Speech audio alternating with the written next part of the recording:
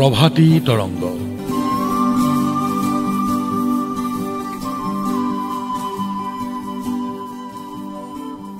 প্ৰতি শৰতৰ প্ৰভাতী ফুলে যিগৰাকী শিল্পীৰ কথা আমাক সোঁৱৰাই থাকিব, সেই জুবিন গাৰ্গ, যি এক অনন্য সত্তা। এই সত্তাক আজি আকৌ এবাৰ আমি অনুভৱ কৰিব বিচাৰিছো আমাৰ এই অনুষ্ঠানৰ মাজেৰে। ডাক্তৰ ঔদিত্য ৰঞ্জনৰ কথাৰে শব্দৰে মালা গাঁঠি শব্দতে শেষ হ'ল,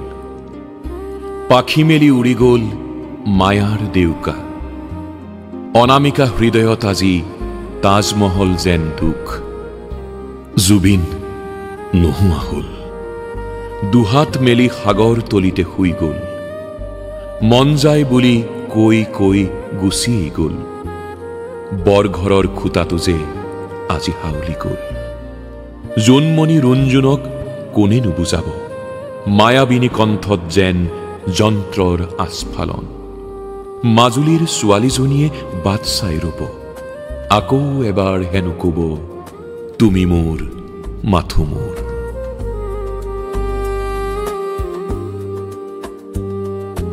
লগ পালেই বহুতো কথা আলোচনা হয়। বন্ধুবৰ্গই ভাবে জুবিনৰ সৈতে তেখেতেনো কি আলোচনা কৰিছে।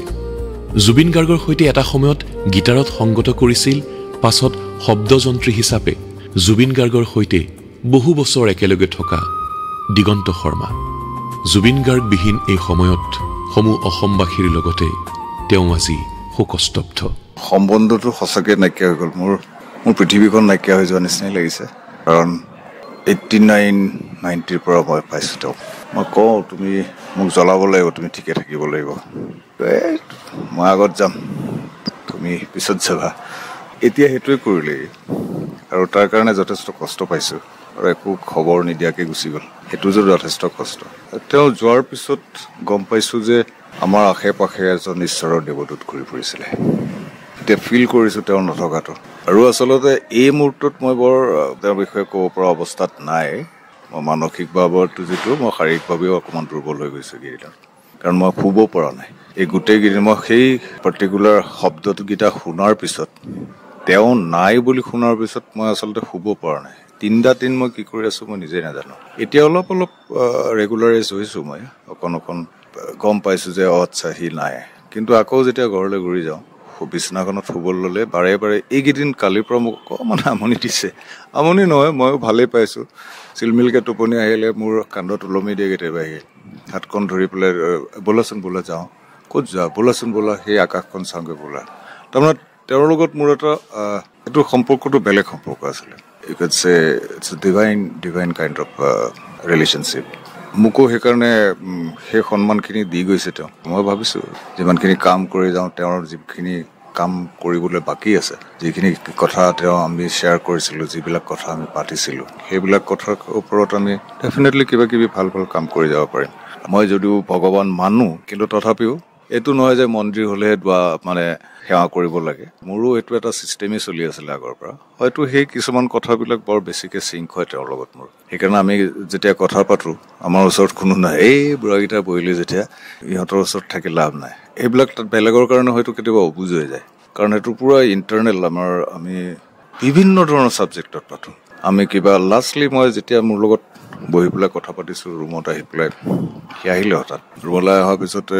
আমি কথা পাতিছোঁ, তেতিয়া আমি লেন্স, কালাৰ এইবিলাকৰ পাতিছোঁ। ৰাজাহঁত আছে, ৰাজা দীপকেশো আছে ৰুমটোত। তাহাঁতে আস্তে আস্তে সিফালে গুচি গৈছে। এতিয়া এওঁলোকে যদি কথাত বহে, আমি একো বুজি নাপাম। সেইবিলাক কথা পাতিলোঁ। তাৰে কথা কিছুমান আধৰুৱা হৈ থাকিলে। নতুন চামে জনাটো খুবেই প্ৰয়োজন, তেওঁক আমি কিয় ভাল পাওঁ আচলতে। দেৰ মাষ্ট বি চাম চাইণ্টিফিক ৰিজন বিহাইণ্ড। কাৰণ ভাবোঁ যে তেওঁ গান গাই ভালটো গায়, তেওঁৰ নিচিনা তাতকৈ আৰু ভাল গোৱা মানুহ আছে, হয়তো আৰু আছে, কিন্তু তেওঁৰ গানেই কিয় ভাল পাওঁ, কি আছে কি নাই, আমি সেই চাইণ্টিফিক ৰিজনটো কিছুমান মই কথা জানো, আৰু সেইখিনি ডেফিনেটলি আমি ডিছকাছ কৰিম নেকি।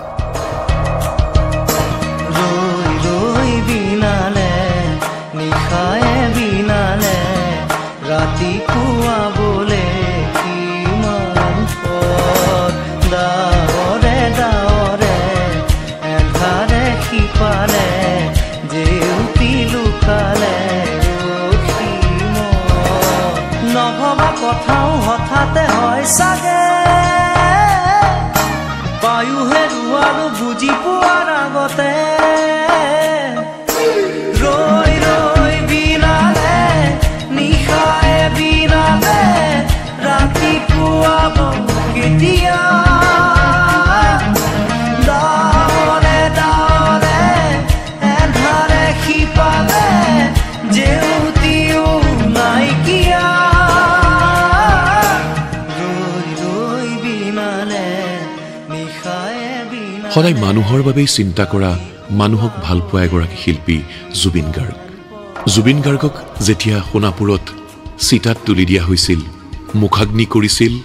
ভগ্নী পামী বৰঠাকুৰ ৰাহুল গৌতম শৰ্মা মন আৰু অৰুণ গাৰ্গে এই অৰুণ গাৰ্গনো কোন অৰুণ গাৰ্গ প্ৰকৃত নাম অৰুণ চাচনি এই অৰুণ চাচনি কেনেকৈনো হৈছিল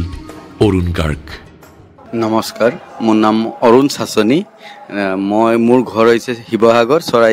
চৰাইদেউ বাগানৰ মই জুবিন দাৰ লগত মই প্ৰথম চিনাকি হ'ল মই মুনিম বৰুৱা ঘৰত আহিছিলোঁ মই মুনিম বৰুৱা ঘৰত মই দদৌ বুলি কওঁ মই সিহঁতৰ ঘৰত আছিলোঁ তাৰ পৰা মই জুবিন দাৰ লগত মোক কানেকশ্যন হয় জুবিন দাৰ লগত আহিলোঁ জুবিন দাৰ লগত বহুত বছৰ কাম কৰিলোঁ তাৰপিছত এনেকৈ নাম দিওঁতে দাদা মোক ক'লে যে তই মোৰ ভাই হয় ষ্টেজত মোক এদিন নাচিব মাতিলে মানে মই সদায় দাদাৰ লগত পিছফালে থাকোঁ ষ্টেজৰ পিছফালে থাকোঁ বেক চেক ধৰিবৰ কাৰণে তো তেতিয়া মোক দাদাই মোক মাতিলে কৈছে নাচিবি মই এনে ঝুমুৰ নাচোঁ তো মোক ক'লে ঝুমুৰ নাচিবি একাদশী ৰাতিয়া বুলি এটা দাদাৰ গান বৰ পিয়ৰ গান এইটো আমাৰ বাগানীয়া গান মানে বহুত ধুনীয়া গান একাদশী ৰাতিয়া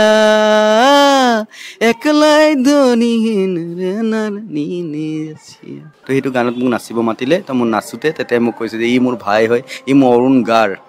সেইদিনাৰ পৰা আৰু মই নিজকে মানে কি ক'ম আৰু ক'বলৈ ভাষা নাই মানে মোৰ উপাধি এটা পালোঁ যে মই সেইদিনাৰ পৰা মানে একদম বেলেগ আৰু এটা ভাল পালোঁ আৰু মইতো সৰুৰ পৰা মই ঘৰত চাউল বিক্ৰী কৰি মই অসমীয়া চিনেমা চাইছিলোঁ আমাৰ মানুহে এনে বাগানীয়া মানুহ অসমীয়া চিনেমা নাচায় হিন্দী চিনেমাহে চায় তো মই কি কৰোঁ ঘৰৰ পৰা চাউল বিক্ৰী কৰোঁ মোৰ পইচা নাথাকে চাউল বিক্ৰী কৰোঁ VCD কেছেট চাওঁ আৰু দাদাৰ মই সেই ফটোবিলাক চুৰ কৰোঁ য'ত বেনাৰ লগা থাকে মই সেইবিলাক চুৰ কৰি আনি লগাওঁ ঘৰত পূজা কৰোঁ এই য'ত পোষ্টাৰ মাৰি থাকে মই ৰাতি হাৰ পাই থাকোঁ বিহু শেষ হ'লে সোণাৰীত যেতিয়া বিহু হয় চেপনত বিহু হয় তেতিয়া মানে প্ৰগ্ৰেমটো শেষ হোৱাৰ লগে লগে মানুহবিলাক চব সেইখিনি বিজি থাকে ন মোৰ আকৌ বেলেগ ধান্দা মই পোষ্টাৰটো কেনেকৈ চুৰ কৰিম মোৰ ধান্দা সেইটো থাকে মই এদিন ভাবিছিলোঁ যে মই এদিন না এদিন মই গৈ পাম এইটো মানুহ লগত মোৰ বাই এজনী বিয়া দিছোঁ তিৰুৱাল বাগানত মোৰ বৰ্তাৰ ছোৱালী তো তাই ক'লে যে এনেকৈ বিজয় কৃষ্ণ সন্দিকৈ ৰিলেটিভৰ ক'লে যে মুনিম বৰুৱা ঘৰত ল'ৰা এটা লাগে কাম কৰিবৰ কাৰণে মোৰ নাম শুনতে মইতো আগত 3টা মানুহকে চিনি পাওঁ এই মুনিম বৰুৱা ৰাজেশ ভূঞা জুবিন গাৰ্গ বাকী কাকো চিনি নাপাওঁ মই অসমত মানে মই 3টা মানুহ মোৰ কাৰণে একদম গত মই সদায় শুনি থাকোঁ তাৰপিছত মোক ক'লে যে মুনিম বৰুৱা ঘৰত ল'ৰা এটা লাগে কাম কৰিবলৈ মই লেট্ৰিন চফা কৰিবলৈ যাম মানে মই ইমান ডাঙৰ মানুহ মই ক'লোঁ তাৰপিছত আহিলোঁ তেতিয়া মই গম পাইছোঁ যে মই এই মানুহজনক পাই যাম মানে মই মুনিম বৰুৱাৰ নাম মানে এজনক পালোঁ আৰু মই গম পালোঁ তাৰপিছত সিহঁতৰ ঘৰত থাকোঁতে মই এনেকৈ পালোঁ তাৰপিছত মোৰ বায়ে মোক পঠিয়াইছে মানে প্ৰথম মোৰ ৰাস্তা দেখুৱাই দিয়া মোৰ বায়ে হয় ৰাতি দিনে আপুনি জুবিন দাক পাই থাকে ওচৰত সেই মানুহজনক আপুনি একেবাৰে ইমান সৰুৰে পৰা আপুনি যেতিয়া পোষ্টাৰ চুৰ কৰি আনি জুবিন গাৰ্গৰ ফটো চুৰ কৰি আনি স্কুলত পিটে আকৌ মাষ্টনীয়ে মই যেতিয়া স্কুলত যেতিয়া লগাম জিলহে লগাব লাগে মই জিল নলগাওঁ মই দাদাৰ ফটো লগাওঁ তেতিয়া আহি মাষ্টনী কয় তই এইটো পাগল হৈছ এইটো স্কুল হয় তো এইখন বেলেগ কিবা নহয় বুলি কয় কিমান গালিও পাৰে তাত দাদা বাইদেউৰ ওচৰত থাকিলে অকণমান গুচাই দেখুৱাই দিওঁ বাইদেউ বোলে মই কালিৰ পৰা নলগাওঁ আজিৰ পৰা কাণ ধৰিছোঁ বুলি কওঁ আকৌ পিছদিনা কৰোঁ সেইটোৱে কাম একেটাই কাম কৰি থাকোঁ তাৰপিছত সেইদিনা বাইদেৱে মোক ফোন কৰি কৈছে তুমি যাক কৰিছিলা সি মানুহজন নাছিল তাৰ বডিটো মানুহ আছিলে সেইজন ভগৱান আছিলে আমি তোমাক ভুল কৰিছিলোঁ বুলি কৈছে বাইদেৱে মোক প্ৰিন্সিপাল যোনখন স্কুলত পঢ়িছিলোঁ মই সেইখন স্কুল নেমুগুৰি স্কুলত মই পঢ়িছিলোঁ এতিয়াৰ অৰুণ গাৰ্গৰ কাৰণে জুবিন গাৰ্গ কি আছিল এনে ক'বলৈ মোৰ ভাষাই নাই মোৰ বৰগছ জোপাই নাইকিয়া হৈ গ'লগৈ মানে মোৰ একদম নাইকিয়া হৈ থাকিলে ছাঁ ল'ব পাৰিছিলোঁ মোৰ মানে যোনটো কি ক'ম মোৰ দাদা মোক সদায় কয় আমি যন্ত্ৰ হয় মোৰ যন্ত্ৰ শব্দটো নাইকিয়া হৈ থাকিলে গছজোপা তলত মই জুবিন দাৰ প্ৰতিটো সৃষ্টি যেতিয়া ষ্টুডিঅ'ত কাম কৰি থাকে ঘৰত আহি গুণগুণাই থাকে সকলো শুনি থকা যায় মই যেতিয়া মোৰ পটককৈ মই কেতিয়াবা দাদাৰ লগত কথা পাতি গ'লে দাদা কিবা এটা গান আহি যায় মোৰ পটককৈ এইটো ভাল কথা বুলি কয় মোৰ দাদা এইটো গাই দিয়ক ন অকণমান গাই দিয়ক মোক কি আহিছে মই এনে কিবা কিবি কৈ থাকোঁ এনে যে মানুহ যে কথা পাতি থাকোঁতে পটককৈ যে আহি যায় হঠাৎ আহি যায় কাম কৰি থাকোঁতে তেতিয়া মোৰ এনেকৈ আহি যায় মই দাদা কওঁ দাদা তেতিয়া মোক গাই শুনাই দিয়ে কিছুমান মানে গানটো দাদা এইটো কি হয়নো তেতিয়া দাদা পুৰা ধুনীয়াকৈ মোক ক'লে অঁ দাদা এইটোৱে দাদা তেতিয়া মই ইউটিউবত গৈ মই নিজে ভালকৈ আকৌ শুনো মানে দাদা মোক কৈ দিয়ে অঁ এইটো তাৰ গান হয় আৰু দাদা মোক বুজাই দিয়ে যে এইটো মানুহ এইটো হয় দেই এইটো মানে প্ৰথম আহিছোঁ ন দাদা মই মানে প্ৰথম এইখন জগতখনত মানে তো নাজানা কথা মোক দাদা বহুত ভাল কথা শিকায় আৰু দাদা কয় সদায় তই ভাল কথা ভাল ৰাস্তাত যাবি আৰু কয় মোৰ লগত থাকিব নালাগে আকৌ দাদা মোক এটা কথা ক'লে যে তই মোৰ লগত থাকিলে একো কাম নাই তোৰ তই বৌৰ লগত থাকিবলৈ কাম শিকিবি মই যেতিয়াবা বৌৰ লগত থাকিলোঁ এনেতো মই একেই তো মই বৌৰ লগত থাকিলোঁ তেতিয়াবা মই কষ্টিম শিকিলোঁ দাদা যোনটো পিন্ধিছিলে দেখিছে না এই বুটাম নিচিনা যে সেইটো মই বনাইছোঁ দাদা মোক সেইটো কাপোৰ আনি দিছিলে সেইটো কৈছে বঢ়িয়া এতিয়া মুখাগ্নি কৰা হৈছিল সেই সময়খিনিত এইটোতো নিশ্চয় অনুভৱ হৈছিল যে মোৰ জীৱনৰ পৰা সেই বৰগছজোপা নোহোৱা হ'ল একদম অকল 3 দিন অকল কান্দি আছোঁ এতিয়াও মই ঘৰত হ'লে মই দৰ্জাটো খুলি যে মই জানো মোৰ দাদা আহিব মোক ৰাতি উঠাব যে অৰুণ কিবা এটা লৈ আহিছোঁ তো মই আকৌ এবাৰ খাওঁ দুবাৰ খাওঁ আকৌ মই খানা এবাৰ নহয় মই দুবাৰ তই খাব লাগিব এনেকৈ কয় মোক কয় আদিবাসী হয় নাই তই তেতিয়াহে ষ্ট্ৰং হৈ থাকিবি কাম কৰিব পাৰিবি আমি ষ্ট্ৰং হ'ব লাগিব ন এই দাদা মই খাইছোঁহে নাই আৰু খাব লাগিব মই কি কৰোঁ মই আজিকালি কমকৈ খাওঁ মানে জানো যে দাদা আহিব ৰুমালী ৰুটি লৈ আহিব কিবা লৈ আহিব ভাল পোৱা বস্তু যিমান এইবিলাক ৰাতি খাব লাগে মই সেইটো কাৰণে মই অকণমান খাই আহোঁ মই জানো দাদা আহিব আৰু দাদা গণেশ টাৰ্ণিঙত মানে পাওঁতে গাড়ীখন মই গম পাওঁ দৰ্জাটো যেতিয়া খুলি দিওঁ তোক মানিব লাগিব সঁচাকৈ তই আদিবাসী তোক এনে অৰুণ গাৰ বনাই দিয়া নাই বুলি কয় মানে মই গণেশ টাৰ্ণিঙত কিমান গাড়ী আহি থাকে মই গাড়ীৰ শব্দত মই দৰ্জাটো খুলি দিওঁ দাদা যেতিয়া সোমায় বাগানীয়া যিটো গানত হয় নাচিবৰ কাৰণে মাতিছে হয় মই চিকাৰ চিনেমাখনতো আছোঁ আৰু দাদাৰ যিমান চিনেমা মোৰ আৰু সেইটো সপোন নাই আৰু মোক যোনটো দাদা মানে যিকোনো চিনেমাত মোক মানে ভাগ দিয়ে যে অৰুণ এইটোৱে কৰিব পাৰিব অৰুণ এনেকৈ মোক কাঞ্চনজংঘাত হাত কাটি দিছে মোক এইটো মোক আঙুলি এতিয়াও চিন আছে মোক কাঞ্চনজংঘাটো কৰিছোঁ মিছন চাইনাত কৰিছোঁ মিছন চাইনাত মোৰ ডিঙি কাটি দিছে মানে ভিলেন পবিত্ৰ ৰাভাৰ মই মানে গুণ্ডা থাকোঁ এনেকুৱা এতিয়া মোৰ একোৱে নাই মানে একদম শূন্য হৈ থাকিলে মোৰ তাৰ কাৰণে মোৰ ঘৰ বনাই আহিছিলোঁ দাদা মোক কৈছে মই ক'লোঁ মই দাদাক আজিলৈ মই দাদাক একো এটা নিবিচাৰিলোঁ মই কিয় নিবিচাৰিলোঁ মোৰ কাৰণে গছজোপা আছে তো মই কি কাৰণে বিচাৰোঁ মই ভাবিছিলোঁ যে মই যোনদিনা ঘৰ বনাই ল'ম দাদাক মই লৈ গৈ যাম যে দাদা ক'ব লাগিছিলে যে অৰুণ তই কি কৰিলি মই সেইটো মানুহ বহুত কিবা বিচাৰে মই কেতিয়াও দাদাক নিবিচাৰোঁ কেলৈ মই ভাল পাই আহিছোঁ মই বহুত ভাল পাওঁ মানে অন্তৰ দি মোৰ ভগৱান আছিলে মোৰ কাৰণে ভগৱান মানে ক'বলৈ একো ভাষা নাই মোৰ নিজৰ মা নাই মোৰ মাৰ লগত জুবিনদাৰ ফটো এতিয়া আছে মানে আমাৰ পূজা ৰুমত যে মোৰ এতিয়ালৈকে আছে পুৰণা ফটো এটা চুলি দীঘল বাটৰে শেষতে বাট চাওঁ তোমাৰে লৈ যোৱাহি আজি তোমাৰ বাটেৰে বাটৰে শেষতে বাট চাওঁ তোমাৰে লৈ যোৱাহি আজি তোমাৰ বাটেৰে তুমি আহিলে নামে বুকুৰে খাওঁ তুমি নহ'লে উকা মোৰ ফাগুন বাটৰে শেষতে বাট চাওঁ তোমাৰে লৈ যোৱাহি আজি তোমাৰ বাটেৰে নতুন প্ৰজন্মৰ এগৰাকী ভাস্কৰ দিগন্ত মাধৱ গোস্বামী প্ৰচাৰ বিমুখ কিন্তু জুবিন গাৰ্গৰ এগৰাকী প্ৰিয় ভাস্কৰ জুবিন গাৰ্গৰ সৈতে তেখেতৰ আছিল এক আত্মিক সম্পৰ্ক জুবিন গাৰ্গৰ স্মৃতি যুগমীয়া কৰি ৰখাৰ ক্ষেত্ৰত সেয়ে হয়তো জুবিন গাৰ্গেই সুযোগ দিছিল দিগন্ত মাধৱ গোস্বামীক চাৰিওফালে যেতিয়া শোকাকুল পৰিৱেশ তেতিয়া দিগন্ত মাধৱ গোস্বামী ব্যস্ত আছিল এটি বিশেষ কামত সেয়া কি আছিল কিদৰে সৌভাগ্য হৈছিল তেখেতৰ আচলতে মোৰ এইটো পৰম সৌভাগ্য হ'ল যে তেখেতৰ নিচিনা এগৰাকী মহিৰুহৰ তেখেতৰ সৈতে কিছু সময় খুব আন্তৰিক সময় মই তেখেতৰ সৈতে মোৰ জীৱনকালত তেওঁৰ সৈতে থাকিব পাৰিলোঁ তেওঁৰ সৈতে ভাৱ বিনিময় কৰিবলৈ কিছু সংখ্যক সুবিধা পালোঁ মোৰ মিনতি শীৰ্ষক যিটো এলবাম জুবিন দাই কৰিছিলে জয়ন্ত হাজৰিকাদেৱক শ্ৰদ্ধা জনাই তেতিয়া এটি বিশেষ গীতৰ বাবে মানে জয়ন্ত হাজৰিকাৰ গীতৰ বাবে মোৰ প্ৰয়োজন বোধ কৰি মোলৈ ফোন কৰিছিলে আৰু মোক মানে সেই গীতটোৰ বাবে বহুত দায়িত্ব দিছিলে মই তাত গোটেই ছবি আঁকিব লগা হৈছিলে বিভিন্ন ধৰণৰ ছবি আঁকিব লগা হৈছিলে আৰু জুবিন দাই এগৰাকী আৰ্টিষ্ট হিচাপে তেওঁ মানে তাত দেখুওৱা হৈছিলে মানে এটা চৰিত্ৰ তেওঁ ৰূপায়ণ কৰিছিলে গতিকে সেই আৰ্টিষ্টজনৰ চৰিত্ৰটো ৰূপায়ণ কৰিব যাওঁতে তেখেতে হাতেৰে বনাই থকা এটা মূৰ্তি ৰাণাদাৰ মূৰ্তি এটা প্ৰতিমূৰ্তি এটা সেইটো বনাব লগা হৈছিলে মোক 3 ঘণ্টা সময় আছিলে মোৰ হাতত যে ৰাণাদাৰ মূৰ্তি এটা বনালেও ভাল হ'ব পাৰিবি নেকি মই হ'ব বনাই দিম 3 ঘণ্টামান সময়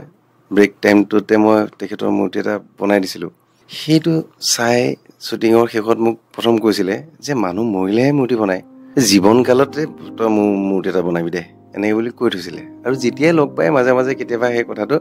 কৈ থাকে প্ৰায়ে কৈ থাকে যে তই মূৰ্তিটো বনাব লাগিব কিন্তু মনত ৰাখিবি এনেকৈ কৈ থাকে ধেমেলীয়া কথা তেওঁ কৈ থাকে গতিকে মই ধেমালিৰ মাজতে কৈছোঁ মূৰ্তি বনাম বাৰু আপোনাৰ মূৰ্তি যদি হেনা হোচা মূৰ্তি বনাওঁ মানুহেতো মোৰ পিঠি ফালিব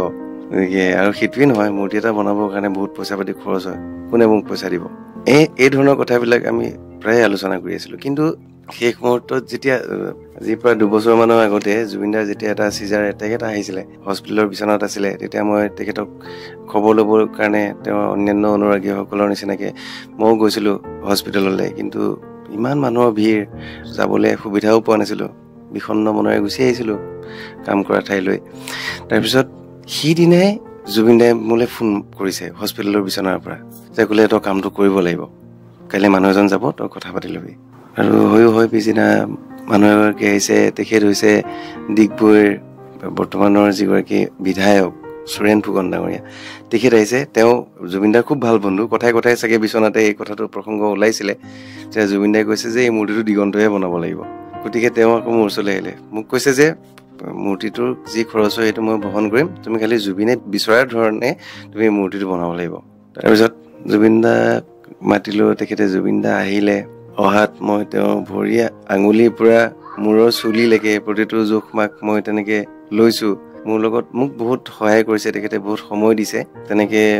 তেওঁৰ জোখ মাক লৈ তেওঁৰ উপস্থিতিতে প্ৰতিমূৰ্তিটোৰ কাম আৰম্ভ কৰিলোঁ তেওঁ মাজে মাজে কয় যে প্ৰথমতে কৈছে যে মোৰ মূৰটো টকলা কৰি দিয়ে এই গেটআপটো মোৰ ভাল লাগিব কৰি দিলোঁ তাৰপিছত ক'লে নহয় তই চুলিখিনি অলপ দীঘলকৈ দি দে আগৰ নিচিনা যেনেকৈ চুলি ৰাখিছিলোঁ তেনেকৈ চুলিখিনি ৰাখি দিলোঁ তাৰপিছত একেবাৰে শেষত ক'লে নহয় চুলি নালাগে তই এই টুপিটো পিন্ধাই দিয়ে এই পুলিচৰ নিচিনা টুপি এটা পিন্ধাই যে ষ্টাৰ এটা থাকে কৰ্ণেল লুকটো এইটো লাগে তাৰপিছত জেকেট পিন্ধাবলৈ ক'লে যিহেতু ঠাণ্ডা দিনত জানুৱাৰী মাহত এইটো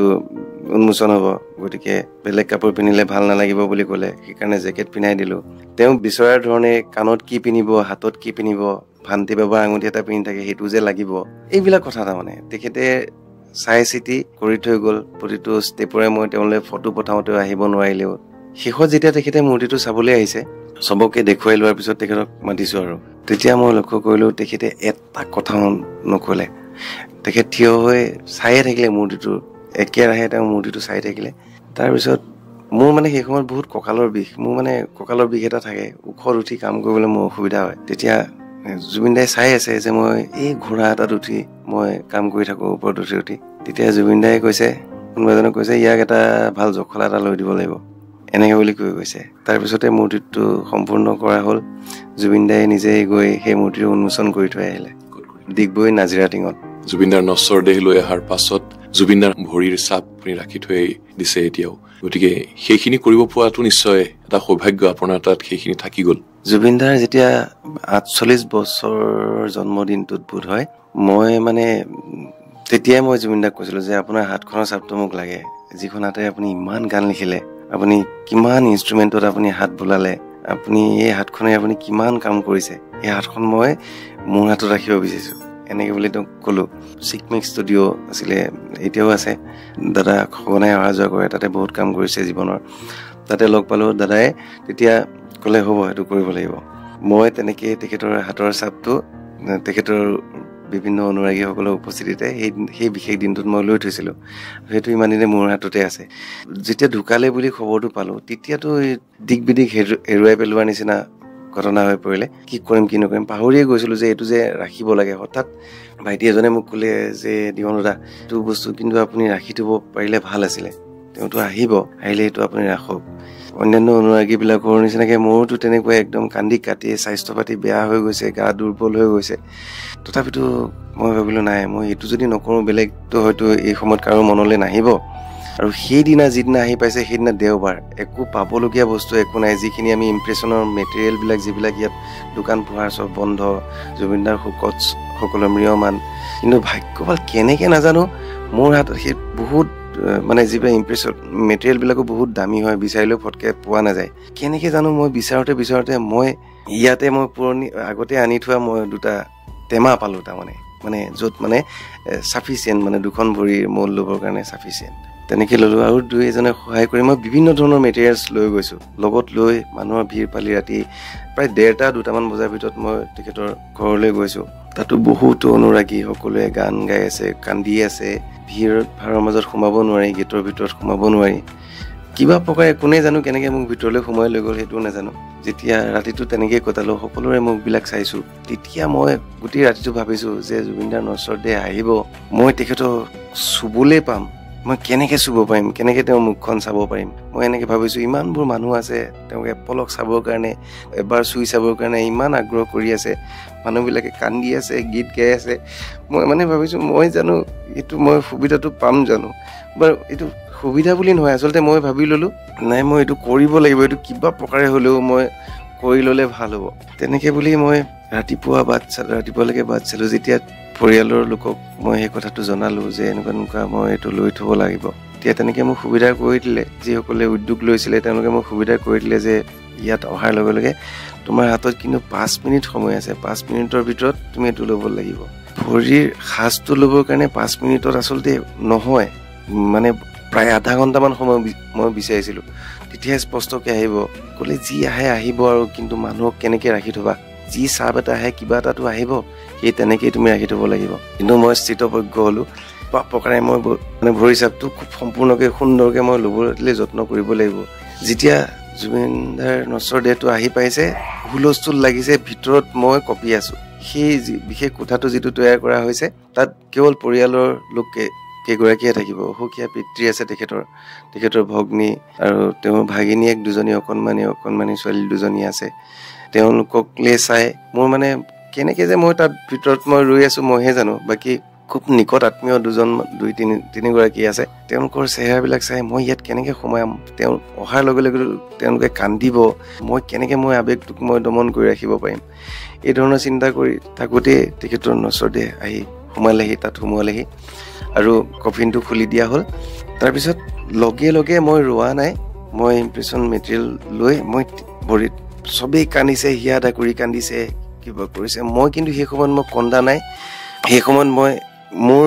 উদ্দেশ্যটোৰ কথা মই চিন্তা কৰিছোঁ যে মই কিবা প্ৰকাৰে হ'লেও মই ভালকৈ হাতৰ ভৰি চাপটো মই লৈ ল'ব লাগিব তাৰপিছত কি হয় দেখা যাওক সেই সময়ত চাগে সেই কোঠাটোত একমাত্ৰ নকন্দাকৈ থকা মানুহটো মই আছিলোঁ মই ভৰি চাপটো লৈছোঁ যিমান পাৰোঁ সোনকালে লৈছোঁ মই বিচাৰিছোঁ মানুহখিনি আৰু অকণমান সময় বেছিকৈ কান্দক যাতে মই আৰু অলপ সময় পাওঁ ভৰি চাপটো যাতে ভালকৈ আহে মই এইটো কথা চিন্তা কৰিছোঁ তাৰপিছত সেইখিনি লৈ মই ওলাই আহিছোঁ বাহিৰলৈ যেতিয়া চাপটো লৈ যেতিয়া বাহিৰলৈ ওলাই আহিছোঁ তেতিয়াহে যেতিয়া মানুহবিলাকে যেতিয়া চবেই চাইছে কি লৈ আহিছে ভিতৰৰ পৰা তেতিয়াহে মই উপলব্ধি কৰিছোঁ মই কি কাম কৰি আহিছোঁ এইটো মই বস্তু কি ৰাখিছোঁ তাৰমানে মই তেতিয়াহে উপলব্ধি কৰিছোঁ যেনে তেনে ভিৰৰ মাজেৰে কেনেবাকৈ বুকুতে সামৰি লৈ চবেই এবাৰ চুব বিচাৰে গামোচাখনে বান্ধি লৈ মই বুকুতে সামৰি লৈ মানুহৰ মাজতে কেনেবাকৈ মই হেঁচা ঠেলা কৰি মই ওলাই আহিছোঁ ওলাই আহি পিছৰ কামখিনি মই শেষ কৰিলোঁ একেবাৰে সহজ যেন লাগিলেও মোৰ কাৰণে কিন্তু এই সময়খিনি একদম আমৃত্যু তাৰমানে মই সেইটো মনত ৰাখিব লগা এটা পৰিঘটনা হৈ ৰ'ব মোৰ জীৱনৰ বাবে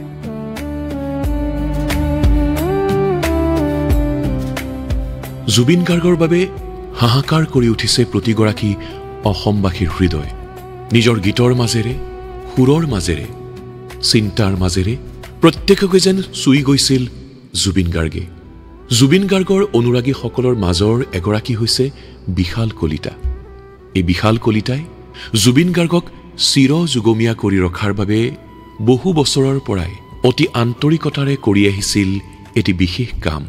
মই একচুৱেলি আপোনাৰ লাইফৰ প্ৰথম গানটো মই জুবিন গাৰ্গৰে শুনিছোঁ আৰু মই যেতিয়া শব্দ এলবামখন শুনিলোঁ 1998ত তেতিয়া মই মানে আচৰিত হৈ বোলে কোন ল'ৰাৰে কি গান গাইছে ন আচৰিত ইমান ভাল গায় ৰেঞ্জ ইমান ওপৰত গায় গানবোৰ বেলেগ ধৰণৰ মানে বেলেগ গানৰ লগতকে মানে ইউনিক আৰু বেলেগ গানবোৰতকে আৰু মিউজিক তেখেতৰ ক্ৰিয়েশ্যন যোনখিনি হয় সেইটো ইউনিক মানে বেলেগ ধৰণৰ চব বস্তু ইউনিক তাৰপিছত মই চাৰ্চ কৰিলোঁ মানুহজনৰ বিষয়ে যে ঘৰৰ মানুহ ক'লে জুবিন গাৰ্গ বুলি এজন গায়ক আছে তেখেতে অসমীয়া চিনেমাটো গান গায় আৰু এলবাম বহুত কৰিছে মডেল এলবামছবোৰ তাৰপিছত বিহু গায় তেখেতে তেনেকৈ 1998-1999 পৰা মই কালেকশ্যনটো একচুৱেলি ষ্টাৰ্ট কৰা হেৰি কৰিলোঁ সংৰক্ষণ কৰাৰ কাৰণে তো তেতিয়াৰ পৰা কেছেট যিহেতু দোকান চোকান আছিলে আমাৰ সময়ত তো তেনেকৈ জুবিন গাৰ্গৰ কেছেটবোৰ কিনা হৈছিলে আৰু মোৰ দেউতা দেউতাহঁতে কালেকশ্যন কৰিছিলে, দেউতাহঁতৰ টাইমৰ পৰা খুৰাৰো বহুত কেছেট আছিলে। তো তেনেকে মই 99ৰ পৰা ষ্টাৰ্ট কৰিলো জুবিন দাৰ কেছেট কালেক্ট কৰা। কি হৈছিলে, এডভাৰটাইজ হেৰি কৰিছিলে, কেছেটখন যেতিয়া শেষ হয় তেতিয়া কয় যে জুবিন গাৰ্গৰ নতুন এলবাম মুক্তি আহি আছে বা আশা আহি আছে, পাখি ৰিলিজ হ'ব, আৰু ডেটটো মেনশ্যন কৰি দিয়ে। বা আগতে মায়া আলোচনী ওলাইছিলে, তাতেও লিখা আহে, বা তাতে নেক্সট এলবাম কোনখন ৰিলিজ হৈ আছে সেইটো আমি তেনেকে গম পাওঁ। আৰু কেছেটৰ দোকানৰ আগতে পোষ্টাৰ মাৰি দিয়ে যে নেক্সট পূজাৰ সময়ত বা বিহুৰ সময়ত এইখন কেছেটখন ৰিলিজ হ'ব। তো তেনেকে আমি গম পাওঁ। আৰু ফাৰ্ষ্ট মই আগতে প্ৰি বুকিং কৰি লওঁ যে প্ৰথম কেছেটখন মোকে লাগিব দোকানত গৈ কিনে, এডভান্স বুকিং কৰি, কাৰণ ইমান অনুৰাগী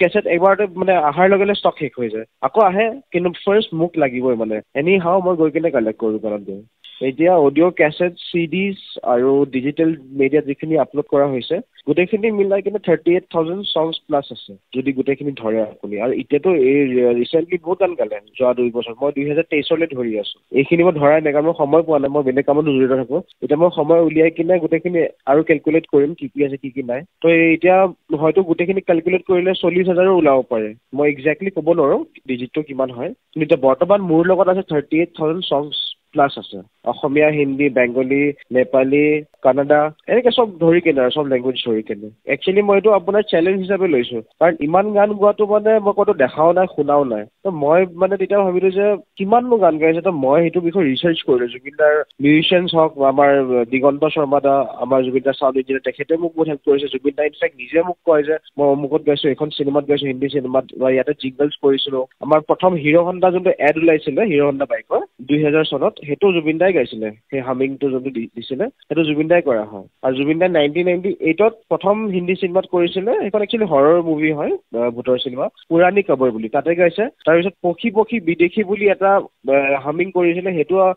শ্বাহৰুখ খানৰ যে এখন দিলছে মুভিখন, দিলছে 98ত কৰিছে, সেইখনতো জুবিন দাই তেতিয়াই ষ্টাৰ্ট কৰা। ব্ৰেক পাইছে জুবিন গাৰ্গে আপোনাৰ কাটে চিনেমাখনৰ পৰা। কাটে যোনখন চিনেমা হয় সঞ্জয় দত্ত অমিতাভ বচ্চনৰ, সেইখন চিনেমাৰ পৰা জুবিন দাই ব্ৰেক পাইছে। তাৰপিছত ফিজাত কৰিছে 2000 চনত, মেৰে বতন, ঋতিক ৰোশনৰ, ৰঞ্জিত বৰুত জুবিনদাৰ লগৰ, তেখেতে মিউজিক কৰিছিল, মিউজিক ডাইৰেক্টৰ। তো এইবোৰ কথা জুবিন দাৰ মোৰ লগত শ্বেয়াৰ কৰিছিল। আমি জুবিন দাৰ মই যেতিয়াও লগ পাওঁ, আমি সদায় গান, সংগীত, ইনষ্ট্ৰুমেণ্টছ, আৰু যিহেতু মই নিজে কীবৰ্ড বজাওঁ, জুবিন দাৰ পৰা বহুত মানে শিকিব পাইছো লাইফত, যে কোনটো মিউজিক কেনেকে কি কৰে, কেনেকে কোনটো কাণ্ট্ৰিৰ পৰা আহিছে। আৰু জুবিন দাই ইমান কথা জানে, আৰু জুবিন দা এনচাইক্লোপিডিয়াতকেও কম নহয়, মানে ইমানখিনি তেখেতৰ লগত নলেজ আছে। আৰু বহুত মানে অকল মিউজিক বুলি নহয়, চব ফালৰ পৰা তেখেত মানে মানুহজন বহুত বেছি টেলেণ্টেড হয়, সেইটো মানে কৈ শেষ নহ'ব। কাৰণ এতিয়া মই এতিয়া লাগি আছো, মই অলপ বাহিৰত আছো, মই ঘৰ গৈ কিনে মই এতিয়া আকৌ চাৰ্চ কৰিম। আৰু বহুত জেগাত বহুত কেছেট মানুহ এতিয়া মোক দিও আছে। এতিয়া কিছুমান এনেকুৱা আণ্ডাৰগ্ৰাউণ্ড গান আছে যিখিনি হয়তো মানুহ নাজানে, ত' মই তেনেকে বিচাৰি উলিয়াইছো। মই সেইটোৰ কাৰণে জয়পুৰ, কেৰেলা, দিল্লী, কলকাতা, মুম্বাই, চেন্নাই, এইবোৰ জেগা মই ট্ৰেভেল কৰিছো। কাৰণ অসমীয়া কেছেটখিনি গুৱাহাটীত পায় বা অসমত পায়, কিন্তু বাকী অন্য যিখিনি বেলেগ বেলেগ ভাষাৰ কেছেটবোৰ সেইবোৰতো গুৱাহাটীত নাপায়। আৰু পালেও মানে হয়তো এতিয়া দোকান যিহেতু নাই, কিন্তু বাহিৰত এতিয়াও CD কেছেটৰ দোকান আছে। তো তেনেকে মই বহুত বেলেগ বেলেগ জেগা মানুহক সুধি মই ট্ৰেভেল কৰি কিনে বস্তুখিনি গোটাইছো। মই গৰিমা বৰৰ লগত কথা পাতিম, এইবোৰ কাজ চাজ গৈ লওক, চব বস্তু ঠিক মানে নৰ্মেল হোৱাৰ পিছত মই বৌৰ লগত পাতিম, বা দাদাৰ ঘৰৰ মানুহৰ লগত পাতিম, বা দাদাৰ চিনাকি লগৰখিনি, আৰু শ্যামন্তক দা আছে দাদাৰ ভাল লগৰ, তেখেতৰ লগতো মই পাতিম। মই সেইদিনাখন ডিছকাছ কৰিছো, কিন্তু এতিয়া মানে এইটো চিটুৱেশ্যন নহয় যে গানৰ কথা লৈ আমি হেৰি কৰোঁ। অন্ততঃ এনেকুৱা হ'ব পাৰে যে আপুনি য'ত সংগ্ৰহ কৰি ৰাখিছে তালৈ মানুহ আহিব পাৰে, কোনোবাই শুনিব বিচাৰে, তাতে বহি শুনিব পাৰে। 100% মইতো বিচাৰে আশাটো, কাৰণ এইটো অকল মই শুনি থাকিলে নহ'ব, বাকীখিনি মানুহবোৰো শুনিব লাগিব। কাৰণ জুবিনদাক অকল মই ভাল নাপাওঁ নহয়, চবেই ভাল পায়।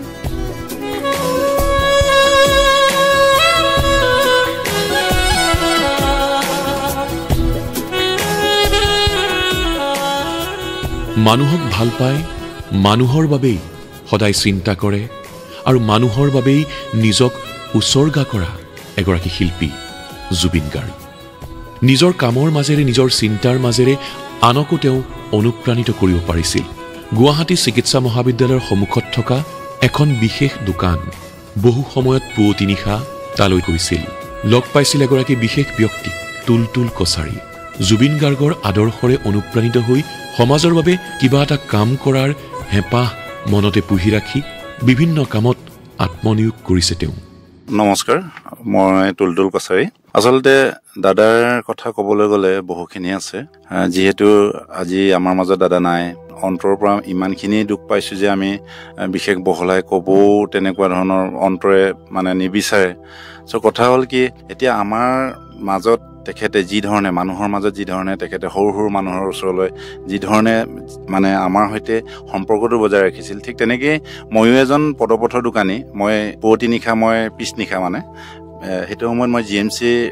গেটৰ সন্মুখতে মই এখন পুৰি চব্জি দোকান লগাওঁ। আৰু ঠিক তেনে অৱস্থাত দাদাই নিজৰ প্ৰগ্ৰাম শেষ কৰি কেনে বা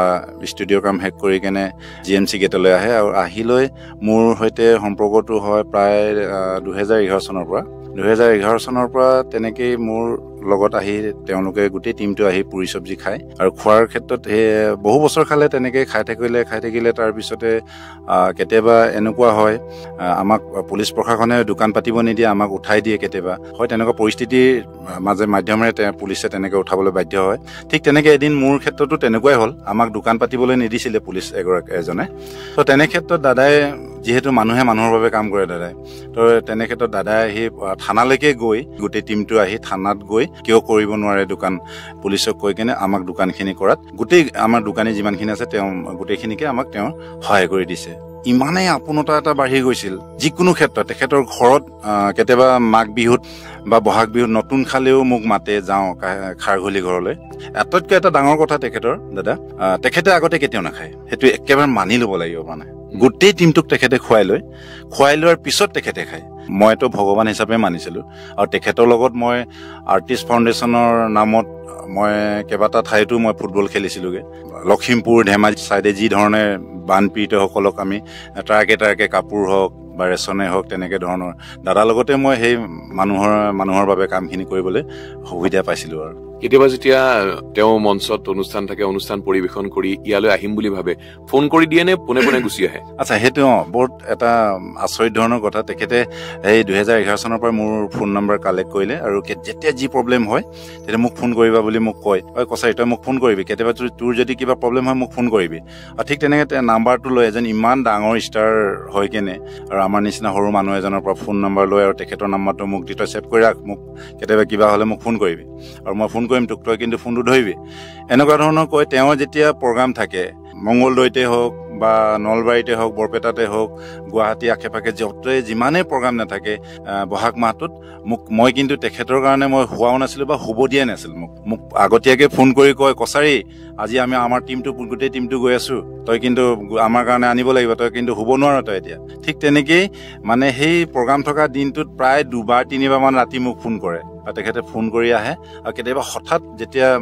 ষ্টুডিঅ'ত কাম কৰি থাকে, ৰাতি আধাতেই মানে ঘপককৈ ফোন কৰে, কছাৰী তই আহিছা নাই দোকানলৈ? মই বোলো আহিছোঁ দাদা। মোৰ কাৰণে ৰাখিবি হা, আমি 6জন গৈ আছোঁ বা 5জন গৈ আছোঁ। এনেধৰণে আহে আৰু আহিলৈ খাই খুব ভাল পায় খাই লৈ। এতিয়া আপোনালোকে চাব, ৰাতি হওক দিনত হওক, মেডিকেলৰ সন্মুখত অজস্ৰজন ভিক্ষাৰী মানুহ থাকে, অজস্ৰজন অসহায় মানুহ থাকে, আৰু তেওঁলোকক পোনপ্ৰথমতে খাবলৈ দিব। তেওঁলোকক কছাৰী এইফালে দিয়াচোন, কি খাবি বোপাই, কি খাবি, কি খাবি, এনেকুৱা ধৰণৰ মাতি আনি প্ৰত্যেককে খুৱায়, পগলা পাগলী প্ৰত্যেককে খুৱায়। আৰু দাদাক দেখা পাই ৰোগী লৈ অহা এটেণ্ডেণ্টবিলাক, যিবিলাক অভিভাৱকবিলাক, তেওঁলোকে আহি লৈ দাদাৰ সন্মুখত আৰু তেওঁলোকৰ দুখৰ কথাবিলাক কয়। দাদা মই এনেকৈ, মোৰ ল'ৰাটো এইখিনি হৈছে, দাদা মোৰ এক্সিডেণ্ট হ'ল, মোৰ ল'ৰাটো বা মোৰ মিছেছৰ এনেকুৱা হৈছে, মোৰ অলপ অসুবিধা চলি আছে দাদা। ঠিক তেনেকৈ দাদাই ইমানেই এনেকুৱা এটা মই মানে ভগৱানৰূপী মানুহক মই লগ পাইছিলোঁ মোৰ চকুৰ সন্মুখতে, কোনো ধৰণৰ টকা পইচা নগনাকে, মানে কি হৈছে, কিমান লাগে তোক, এনেকৈ কৈ মেলি কেনে পকেটৰ পৰা হাতৰ মুঠিত যিমান আহে দি দিয়ে। আৰু তেখেতে খুব এটা মানে তেখেতৰ কথাবিলাক কৈ শেষ নহয় কেতিয়াও।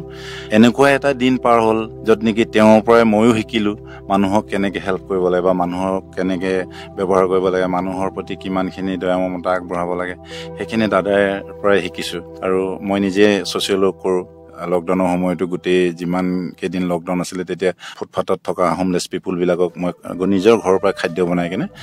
দি আছিলোঁ। মানে মই 4টা এৱাৰ্ডো পাইছিলোঁ সেইটো ক্ষেত্ৰত। আজি মোৰ তাত এটা টিভি আছে। খুব এদিন এনেকুৱা হ'ল, তেওঁলোকে 13জন মানুহ আহিছিল, 13জন ষ্টুডিঅ'ৰ পৰা আহিছিল। ষ্টুডিঅ'ৰ পৰা আহিলে কৈছে, কছাৰী আছে নাই আমাৰ কাৰণে? মই ক'লো দাদা আছে, মইতো সদায় আপুনি আহিব বুলি মই আনোৱেই আপোনাৰ কাৰণে এক্সট্ৰাকৈ। তেতিয়া সেইটো সময়ত কিমান চন আছিলে জানো, তেতিয়া কোনোবা এটা গানৰ কলি মোক শুনাইছিলে, মই পাহৰিছোঁ এতিয়া। সেই গানটো এইটো হৈছোঁ, কছাৰী শুনচোন তই, গাই কেনে মোক শুনাইছে আৰু শুনচোন ভাল হৈছে নে বেয়া হৈছে মই বোলো ভাল হৈছে তো তেতিয়া কি হ'ল বস্তুটো তেওঁ 13জন মানেহে খালে খোৱাৰ পিছত মোক 5,000 টকা এটা তেওঁ নিজৰ হাতেৰে দি থৈ গৈছিলে আৰু মোৰ যিহেতু আমি দোকান কৰোঁ মোৰ ভাইটি এটা আছিলে ভাইটিৰ সৈতে আমি দোকান কৰোঁ আৰু যিখিনি আজৰি টাইমত আমি টিভি চাবলৈ মন যায় বা কিবা কৰিবলৈ মন যায় সেইটো টাইমত মই ভাবিলোঁ দাদাই মোক 5,000 টকা দি থৈ গ'ল দাদাৰ এই পইচাৰে মই এটা টিভি কিনো আজিও আছে মই টিভিটো সংৰক্ষণ কৰি ৰাখিছোঁ আৰু যদি এনেকৈ বিচাৰে যে দাদাৰ মিউজিয়ামত সংৰক্ষণ কৰিব বিচাৰে তেতিয়া দাদাই দিয়া কছাৰীক দিয়া টিভিটো তেতিয়া মই দি দিবলৈ আছোঁ আৰু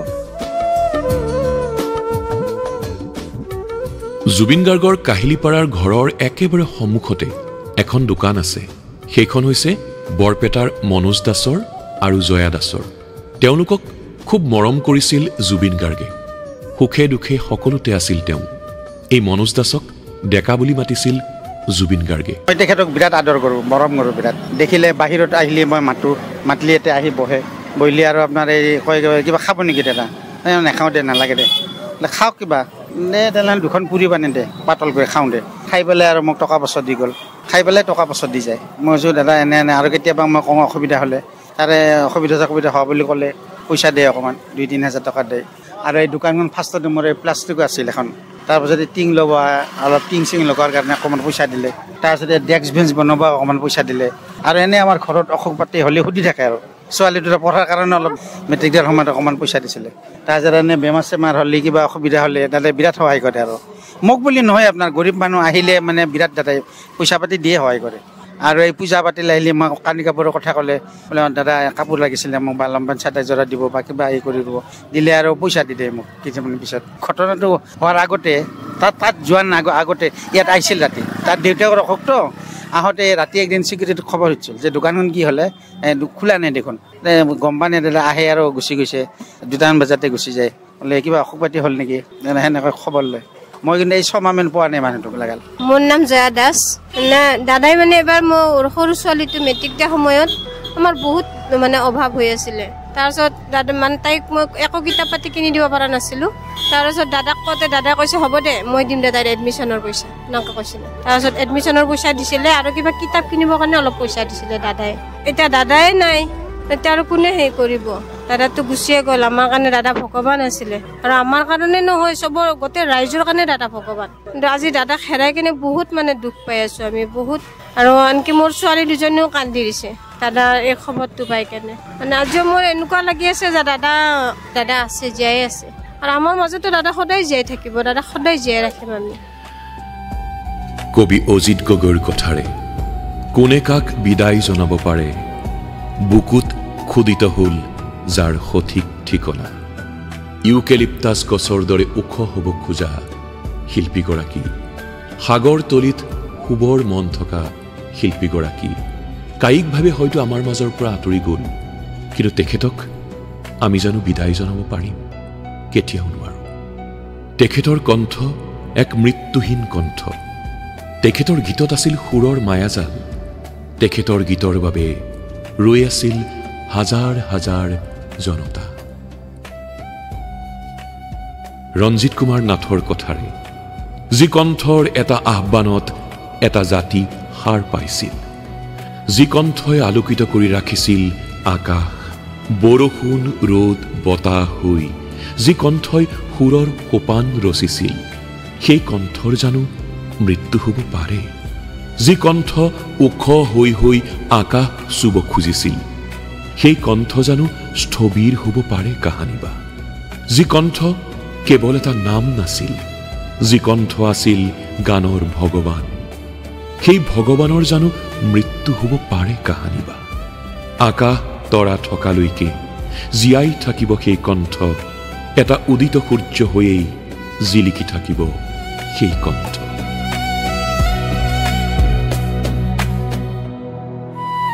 আমাৰ হিয়াৰ শিল্পী জুবিন গাৰ্গক সশ্ৰদ্ধ স্মৰণ কৰি আজিৰ এই বিশেষ প্ৰভাতী তৰংগ অনুষ্ঠানটি প্ৰচাৰৰ ক্ষেত্ৰত সম্পাদনাত সহযোগ কৰিলে মনদীপ আৰু মনমিত মহন্তই